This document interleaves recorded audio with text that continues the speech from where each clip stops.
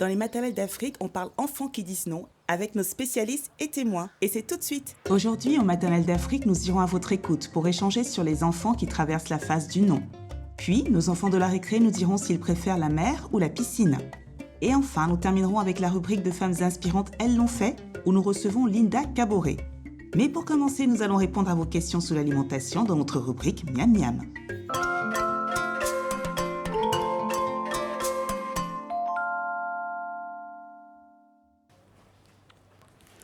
Aujourd'hui, je vais répondre à la question de Biré, qui nous écrit depuis Conakry, en Guinée. Bonjour Biré. Alors, elle me dit « Bonjour Angela, chez nous, on cuisine beaucoup avec du beurre de karité, mais j'entends dire que ce n'est pas très bon pour la santé des enfants. Est-ce que c'est vrai ?» Alors là, Biré, moi j'étais très surprise parce que je ne savais même pas qu'on cuisinait le beurre de karité. On a justement posé la question au docteur Amenito, notre nutritionniste togolais, et il nous a dit oui, on cuisine avec le beurre de karité, mais pas n'importe quel beurre de karité. En fait, il ne faut surtout pas utiliser le beurre industriel qu'on achète en supermarché. Il faut utiliser le beurre naturel, vous savez, le beurre qui vient du village, là, qui n'a pas été traité, qui est sans parfum, qui n'est pas raffiné. Le beurre de karité est riche en acides gras monosaturés, donc en d'autres termes, le bon gras pour la santé. Dans le beurre de karité, vous allez trouver donc des vitamines, vous allez trouver des protéines, des fibres, c'est très bien. Par contre, pour les enfants, il ne faut pas en consommer plus de 2 cuillères à soupe par jour. Bon, moi, j'ai hâte de goûter ce riz au gras au beurre de karité. Là, ça m'a vraiment donné envie. En parlant de bonnes choses, justement, pour la santé, aujourd'hui, je vais vous parler du pois chiche. Alors, le pois chiche, c'est super parce que cette petite graine comme ça, elle est riche en protéines. Les protéines, c'est super, c'est très bien pour le développement des muscles, des os, des ongles, des cheveux. C'est de la protéine végétale, hein, comme les œufs et le poisson. Donc, il est riche en nutriments, donc phosphore pour la santé des os et des dents, en fer pour lutter contre l'anémie et en cuivre. Ça, c'est pour protéger votre organisme. Donc, n'hésitez pas à consommer du pois chiche en houmous. Vous savez, houmous avec une petite larme de citron sur une tranche de pain grillé, c'est juste délicieux. Alors, Biré, j'espère que j'ai répondu à votre question. Si vous aussi, vous avez des questions sur l'alimentation ou si vous souhaitez qu'on fasse un focus sur un fruit ou un légume en particulier, vous n'hésitez pas à le poster sur la page Facebook des Maternelles d'Afrique.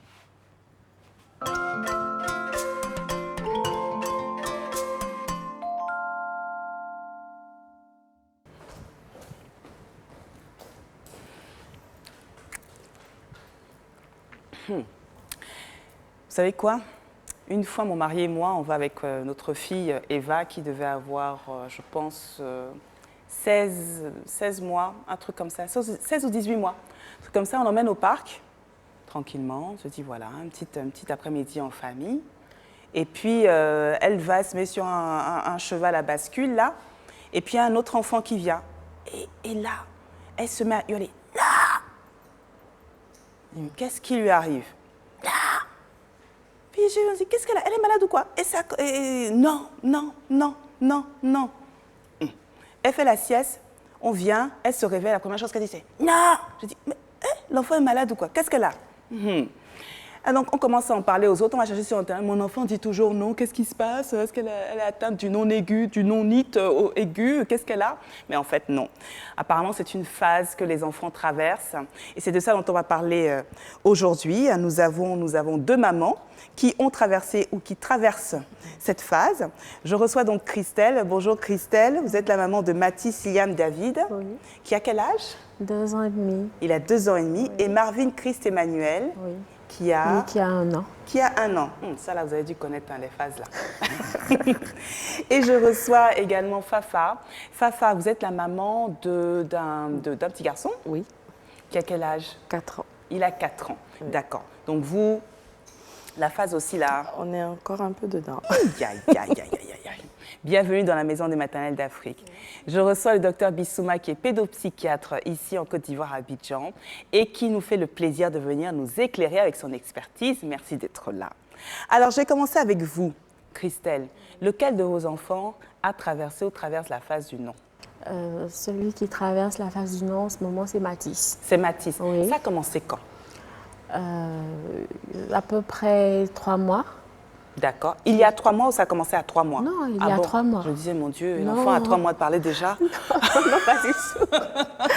Ça fait juste 3 mois que nous sommes rentrés dans cette phase. Et on a constaté, à chaque fois que tu demandes quelque chose, non, non, non.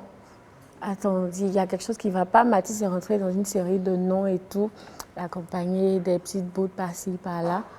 Je dis, bon, ok, qu'est-ce que c'est encore, Mathis? Et puis, à chaque fois, on essaie de voir comment faire, parce que j'avoue que dans les premiers moments, le non suivait, enfin, quand il me disait non, c'était les cris. Je me plaignais, je criais, mais pourquoi non, vas-y et tout. Mais ça ne portait pas de fruits, franchement. D'accord. Et pour vous, Fafa? Alors, oui. Parce que vous dites que vous êtes encore dedans. Ça a commencé quand? On va dire 2 ans, hein. 2 ans, même un peu avant. Parce que quand on lui dit quelque chose, tout de suite, non, non, non, je veux pas, non. Pourquoi? Mais tu n'as pas le droit de dire non, tu fais ce que maman te dit, c'est tout. Il suffit juste qu'on lui dise, par exemple, viens manger, quelque chose de normal, il va commencer à crier, vraiment, c'est... Et tout le monde l'avait remarqué, et j'ai même demandé une fois, j'ai dit non, là, il faut que je fasse quelque chose parce que j'en peux plus, j'ai demandé au pédiatre. Et jusqu'à présent, quelquefois encore, bon, maintenant, un peu moins de fessées, mais beaucoup plus de fermeté, en tout cas quand j'y arrive, parce qu'il a un petit caractère aussi. Et aujourd'hui, peut-être qu'il ne va pas dire non, mais il s'arrête et il te regarde. Ok. Il n'en fait qu'à sa tête, mais aujourd'hui, il comprend que bon, maman a quand même une certaine autorité. Et même si je répète au moins 5 à 6 fois, ça finit par se faire. Mais il résiste quand même. J'entends 2 choses dans le discours de Fafa, parce qu'il y a effectivement cette phase du non que vous allez très bien expliquer, docteur Bissouma, quand l'enfant commence à s'exprimer et en fait il sait dire ça. Et puis après, il y a la personnalité de chaque enfant. Donc c'est peut-être le cas du vôtre qui, à certains moments, commence à s'affirmer devant papa, maman, et puis dit « Ah, tu veux que j'aille faire ça maintenant? Mais moi, en fait, j'ai pas envie parce que je suis en train de faire un truc là, comment te dire? Donc, je vais pas faire ça maintenant, je le ferai quand j'aurai envie de le faire et d'abord si j'ai envie de le faire. » À propos de non, justement, on vous a posé la question sur la page Facebook des Maternelles d'Afrique et on vous a demandé si votre enfant était passé par cette phase-là et vous avez été 89% à nous répondre oui. Donc, c'est que quelque part, docteur Bissouma, c'est que la plupart des enfants passent par cette phase, non? Oui, et c'est d'ailleurs une phase tout à fait normale. Et c'est un bon indicateur du développement psychique de l'enfant. D'accord. Avoir la capacité de dire non autour de 18 mois, 2 ans, ça signifie que l'enfant est en train de bien se construire, que sa personnalité se construit. Et c'est la façon dont les parents vont réagir par rapport à ça qui va faire que, justement, ça va se réduire ou bien alors, si on n'a pas bien géré, ça va se compliquer un peu. D'accord. Alors, comment on gère justement? C'est une phase qui est, vous dites, qui est naturelle. Qu'est-ce qui se passe donc, chez cet enfant de 18 mois? Qu'est-ce qu'il est en train de dire quand il dit non? En fait, il y a 3 stades, hein. Il y a 3 phases dans le développement justement qu'on appelle en fait des organisateurs psychiques. D'accord. Vous avez le sourire réponse à 3 mois. Vous avez la peur de l'étranger autour de 8 mois, 1 an. En Afrique, c'est un peu plus tard, où l'enfant ne va chez personne qu'il ne connaît, voilà. Et puis, il y a cette phase-là où l'enfant va dire non. Ce non-là, parfois, il dit non alors qu'il veut. Oui. Il dit non et puis il va faire. Oui. Voilà. Donc, c'est une façon pour lui justement d'affirmer sa personnalité, d'affirmer sa volonté, de montrer en fait qu'il existe. C'est vraiment un organisateur de son psychisme. Et ce n'est pas, en fait, un refus de l'autorité de l'adulte. Ce n'est pas un manque de respect. C'est juste que je veux pas. Il apprend à faire la différence entre ce qu'il veut, ce qu'il ne veut pas. Voilà, et il apprend à s'exprimer. C'est comme l'enfant qui commence à marcher. En fait, il commence à marcher, il tombe, il essaye, il fait un premier pas, il fait un deuxième pas. Donc là, c'est pareil, oui, non, oui, non. Il y a d'autres éléments qui vont agir. Par exemple, c'est la période où il y a la question de la propreté. Oui. Je donne pas, etc. Donc, c'est des éléments importants qui contribuent à installer les bases, en fait, du développement de sa personnalité. D'accord. Alors, du coup, Christelle, comment vous avez géré cette phase-là? Vous êtes encore en plein dedans? Oui, en plein dedans. Jusqu'à ce matin, on a eu une scène. Mais avec Mathis, il faut dire que quand il a commencé sa crise en griffe, après les colères, comme j'ai dit, j'ai cherché un peu sur Google. Mon enfant dit non, pourquoi, comment faire et tout. Et j'ai essayé certaines méthodes avec lui. C'est-à-dire que quand il commence à me dire non, tout de suite, pour des choses, je vais dire, importantes ou vitales, Mathis, viens manger. Non, je ne veux pas. Pourquoi tu ne veux pas? J'essaie de favoriser les échanges pour le comprendre déjà. Et je peux lui promettre quelque chose. Si tu finis ton repas, tu pourras me raconter une histoire parce qu'il adore les livres. Donc, je lui dis, par exemple, ce soir, c'est toi qui racontes une histoire. Et quand c'est comme ça, il court, finit son plat et il revient. Pour le bain, tu peux, par exemple, lui dire, tu veux la serviette bleue ou rouge avec Superman? Donc là, ça l'encourage un peu. Ça lui donne l'impression que c'est lui qui a pris la décision. Exactement. Et c'est comme ça qu'on y arrive. Mais ce n'est pas toujours le cas parce qu'il y a des jours où quoi que tu fasses, ça ne passe pas. Et quand c'est comme ça, là aussi, j'ai appris à faire attention. Là, j'appelle ça les grandes crises. Alors, c'est quoi les grandes crises? Parce que vous parliez d'une crise ce matin. Qu'est-ce qui s'est passé ce matin, par exemple? C'était l'histoire du petit déjeuner. Il refusait d'aller prendre son petit déjeuner. Là, il est en vacances chez sa mamie. Oui. Voilà. Donc, les mamies, là. Il refusait d'aller prendre son petit déjeuner, donc il m'a appelé. Il m'a dit, pourquoi tu ne prends pas ton petit déjeuner? Je ne veux pas manger, je n'ai pas faim. D'accord. Qu'est-ce que tu veux? Je veux un Kinder. D'accord. Donc, tu prends ton petit déjeuner, mamie te donne un Kinder tout à l'heure. Merci, maman. Le problème était réglé. Mais avec elle, il ne voulait pas. Il ne voulait pas du tout. Pas du tout. D'accord. Ah, ça, c'est intéressant, ça. J'ai pas faim, en fait. C'est juste que j'ai pas envie de manger ce que tu me proposes. J'ai décidé de manger un Kinder. Non, après il s'est fait exprès. Parce qu'il sait peut-être, souvent, il nous fait ça. Il sait qu'on va lui proposer quelque chose, donc il te dit non, je ne veux pas. Et quand tu poses la condition ou tu glisses quelque chose dedans, il te dit en même temps son vœu, un Kinder. Et il coupe manger. Alors qu'il avait faim, il avait prévu manger. Mais juste pour le Kinder, il nous fait des farces. Oh là là. Mais alors, docteur Bissouma, comment est-ce qu'on réagit justement pendant cette phase-là? Puisque vous dites que c'est une phase qui est normale, qui est saine. La plupart des enfants passent par là. Bon, pour les parents, c'est assez gênant. Moi, je me sais que dans le parc, là, quand elle a commencé à hurler sur les autres enfants, tous les parents commencent à vous regarder et se dire, est-ce qu'elle est normale? C'est quand même son problème. Mais c'est qu'à cet âge-là, les enfants ne savent pas partager aussi. Ça, c'est sûr. Ils ne savent pas partager. Non. Je pense qu'on peut peut-être un peu essayer d'éviter la négociation, dans le sens où je te promets un truc. Parce qu'en fait, on lui donne une habitude, en fait. Et donc, il prend le contrôle. C'est exactement le cas. Là, il a pris le contrôle. Je sais que ce que je veux, si je veux l'obtenir, j'ai à faire ça et ça. C'est un peu de manipulation, hein, là, ce qui fait le jeu. De toute façon, ce sont des manipulateurs. Oui, tout à fait. Nous le savons. Voilà. Moi, je pense qu'en général, ce qu'il faut faire, c'est ça, c'est-à-dire se calmer. Si on a bien conscience qu'il n'est pas contre moi, il n'est pas en train de vouloir me faire du mal, mais qu'il essaie juste psychiquement. Alors, ce n'est pas un truc, je me lève ce matin, à 3 ans ou à 2 ans, l'enfant ne se dit pas, ce matin, je vais embêter tout le monde. Voilà. Donc, c'est juste quelque chose qui va permettre la construction de sa personnalité. On prend le temps de parler avec lui pour lui apprendre à faire la différence entre ses besoins et ses désirs, entre ce qui est important et ce qui est superflu. Et on lui apprend à rentrer dans la réalité. C'est le matin, tu ne veux pas manger. Si tu ne manges pas, tu auras faim, tu ne pourras pas faire ça, etc. Voilà. Après, ça dépend du métabolisme aussi, du corps de l'enfant. Voilà.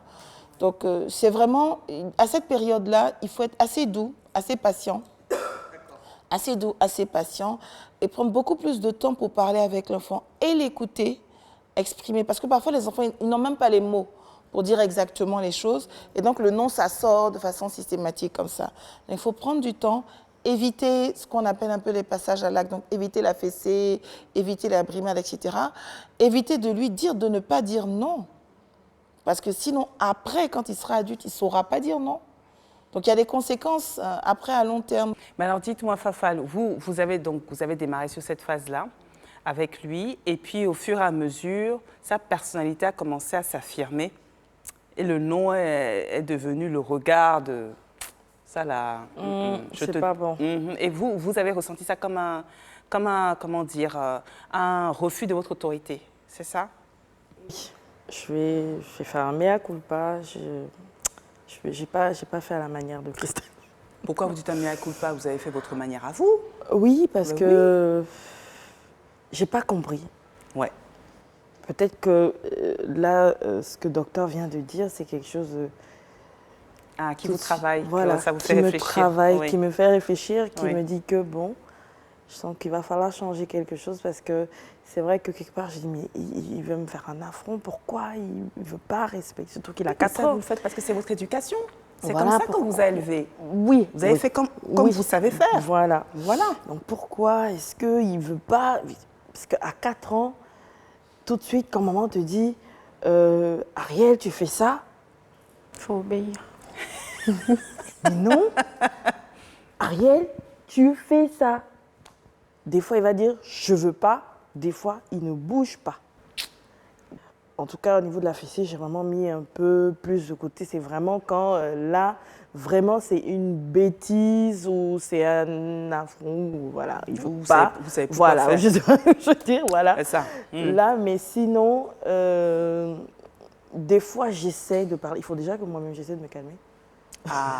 Donc, vous dites un truc important. Parce que vous dites déjà, le fait que lui, il vous regarde là, ça vous pique. Oui, ça me Ça, pique. ça, parce ça, qu'il n'a ça, pas le ça, droit de vraiment, me là, regarder. Non, il a non. dit, pourquoi tu me regardes comme ça? Ta maman. Voilà, donc, non, non. Calme-toi d'abord. Voilà. Ça, On dit les c'est- choses, ça, hein. On maman, dit c'est les choses son telles ami. qu'elles sont. Ouais, Je c'est me ça. permets de dire les choses telles qu'elles sont pour pouvoir avoir des solutions Bien aussi. sûr, bien sûr. Voilà, donc, mais du coup, là, ça me fait vraiment réfléchir. Déjà, analyser le pourquoi du non à cet instant-là. Qu'est-ce qu'il peut ressentir? Est-ce que c'est vraiment qu'il est en colère ou c'est juste un caprice? Est-ce que... Voilà, parce que le fait que ce soit récurrent, après, comme je l'ai dit, c'est je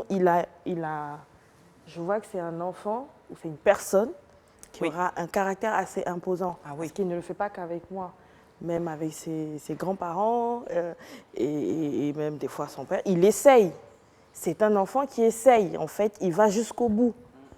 Il sait qu'il va le faire, mais il attend de voir. Si tu n'insistes pas, il passe à autre chose, il continue sa vie. Mais en voyant que, attention, là, maman ne blague pas, là, il court et il le fait. Voilà, c'est ça. Mais ce que j'entends surtout, docteur Bissouma, c'est que déjà, c'est un enfant. Donc quand un enfant dit non, c'est pas forcément qu'il cherche à vous faire de la peine ni quoi que ce soit. Donc nous, en tant que parents, il ne faut pas qu'on le prenne pour nous. C'est ça. C'est ça. C'est voilà. ça. Même à 4 ans. Alors, non, mais là, ce qui se passe, c'est qu'il est quand même dans une attitude d'opposition. Ça devient un peu systématique.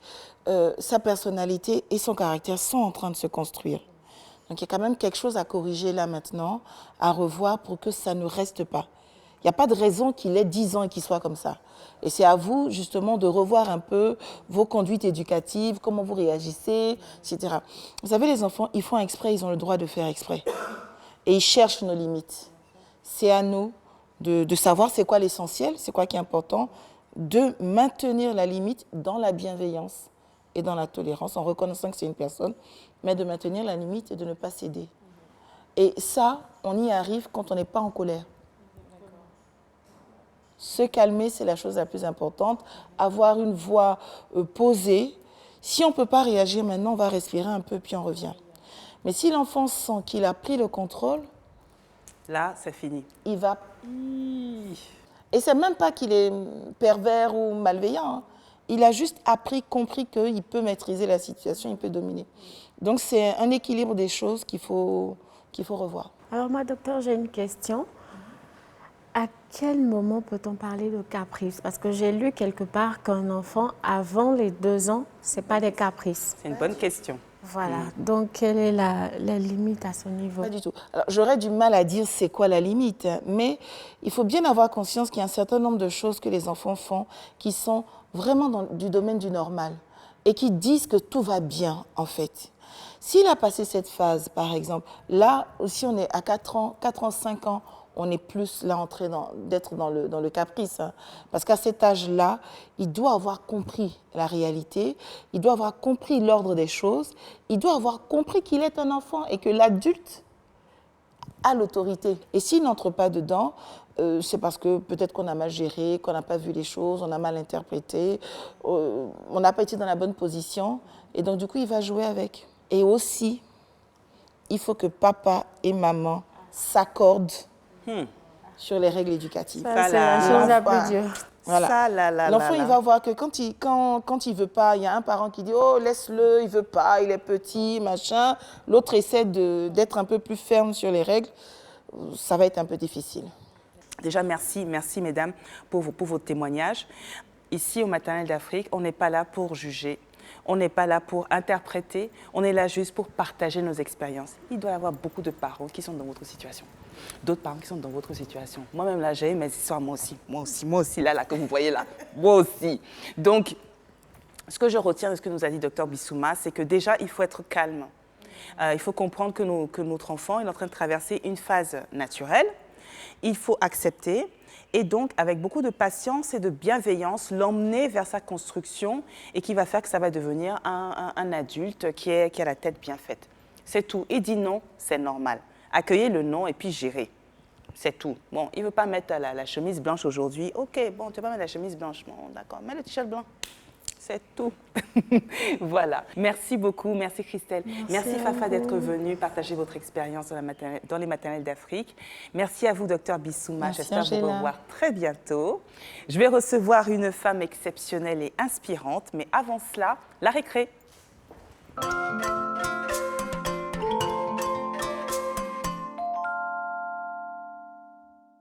Moi, je préfère la mer. Parce que la mer est extraordinaire, la mer est douce, la mer est jolie à voir. J'aime la mer parce que la mer produit du sel et la mer est pleine de richesses. Moi, je verrai la mer. Il y a des crabes ou bien des poissons. La mer, pourquoi? Parce que la mer est beau.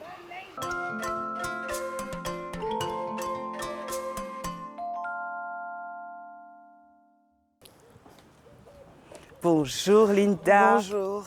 Bienvenue dans la maison des maternelles d'Afrique. Merci beaucoup. Vous savez Linda, cette rubrique s'appelle « Elles l'ont fait ». Je reçois des femmes inspirantes, des femmes qui ont une expérience particulière dont j'ai envie de parler.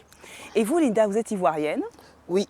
Vous êtes ivoirienne et vous êtes issue d'une famille de pharmaciens. Oui, 5. Et donc vous êtes pharmacienne. Voilà. Par contre, la pharmacie, ça n'a pas été toujours, comment dire, votre cœur, ce que vous vouliez faire en fait. En fait, à mon époque, on naissait dans un milieu et on ne choisissait pas et on était fait et éduqué dans le sens où les parents voulaient. Et moi, je ne savais pas toute petite qu'il y avait un autre métier que pharmacien qui existait. Donc j'ai été conditionnée comme ça, je ne le regrette pas. Et ce que je fais maintenant rejoint tout ce que je voulais faire avant. Qu'est-ce que vous faites maintenant? Alors, je suis pharmacienne d'officine. Oui. Je représente des marques de laboratoire parce que je suis passionnée de cosmétologie. Quand on préparait l'émission, vous disiez que ce qui vous intéressait dans le métier, c'était la préparation, Oui.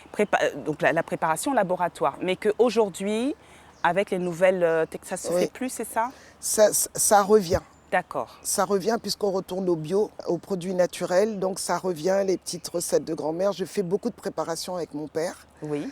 quand j'étais petite, Oui. les dimanches. Donc la passion vient de là. Et maintenant, l'événement que j'organise, Africa Santé Expo, où quand le monde de la santé se donne rendez-vous en Afrique, plus particulièrement en Côte d'Ivoire, il y a tous ces départements. J'ai même, il y a la pharmacie, la médecine, la tradition, la e-santé, la beauté, la cosmétique. Il y a même un pavillon enfant. D'accord. Et vous me disiez en préparant l'émission que vous aviez vraiment, vous aviez à cœur de rapprocher la médecine occidentale et traditionnelle. Pourquoi? Tout à fait. Parce que 80% de nos populations se soignent d'abord en médecine traditionnelle avant d'aller à la médecine moderne. Donc il ne faut pas les laisser de côté. Il faut les encadrer, les emmener vers une démarche qualité, préservation de l'environnement, etc.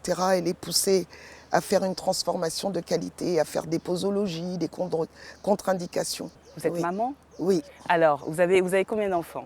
2. Vous avez 2 enfants qui ont quel âge? Qui s'appellent comment? Naïké, Oui. qui a 22 ans, bientôt 23. Oui, c'est un... Oui. Et Mélik qui en a 19. Alors, vous expliquiez que vous avez une relation particulière avec vos enfants parce que vous avez été séparés Bon, ce sont des petits accidents qui arrivent dans la vie, mais comme je dis, toutes les épreuves aident à grandir. Oui. Donc on a eu un petit accident de parcours. Il a fallu faire partir les enfants pour les protéger, parce que c'est ça en premier. Comment vous avez réussi à gérer cette relation avec vos enfants à distance? C'est pas facile ça. Il y a des enfants qui arrivent à supporter le choc, Oui. comme ma fille, ça l'a endurci. Et mon fils, ça l'a fragilisé. Il faut que les parents fassent attention à ce syndrome de la séparation, syndrome de l'abandon, qui existe réellement. Et ce qui fait que ma fille est devenue très dure et qu'elle sait exactement ce qu'elle veut dans la vie parce qu'elle sait qu'elle peut compter sur elle, il faut qu'elle compte sur elle. Et mon fils a besoin d'accompagnement. Cette situation, c'était vraiment pas une situation que vous aviez désirée, que vous aviez souhaitée. C'est quelque chose qui vous est tombé dessus. Non, c'est du jour au lendemain, ta vie bascule. Et aujourd'hui, ils sont où? Ils sont à l'étranger ou ils sont Alors, sont ici? on est revenu en Afrique et les études faisant et le choix des études faisant, ils sont repartis. Très bien. Eh bien, écoutez, Linda, merci beaucoup. On va trinquer. À votre santé. Merci, Linda. Merci.